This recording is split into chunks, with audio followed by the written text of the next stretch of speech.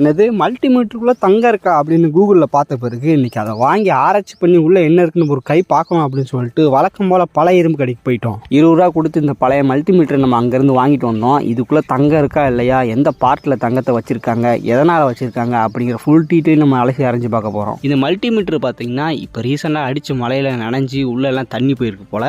அதனால் இந்த battery power connection இருக்குது பார்த்தீங்களா, அதெல்லாம் துரு பிடிச்சி கம்பியெல்லாம் பிஞ்சு போய் கிடக்குது. ஸோ அதனால தான் இது ஒர்க் ஆகாமல் போயிருக்கு.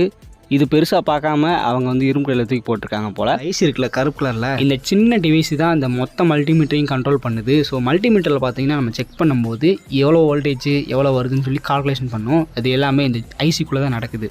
இதுவே ரொம்ப குட்டி ஒன்று இருக்குது. இதுக்குள்ளே எப்படி தங்கத்தை வச்சுருக்காங்க, என்ன பொய் சொல்கிறாங்களா அப்படின்னு கேட்டிங்கன்னா பொய்யெல்லாம் கிடையாது, உண்மை தான். இப்படி கோல்டு ஆட் பண்ணுறது மூலமாக அதோட ஸ்பீட் அண்ட் எஃபிஷியன்சி பார்த்திங்கன்னா ரொம்பவே அதிகமாக இருக்கும். இது இந்த மல்டிமீட்டருக்கு மட்டும் இல்லை, நம்ம யூஸ் பண்ணுற ஃபோனு லேப்டாப்னு சொல்லிட்டு எங்கெங்கே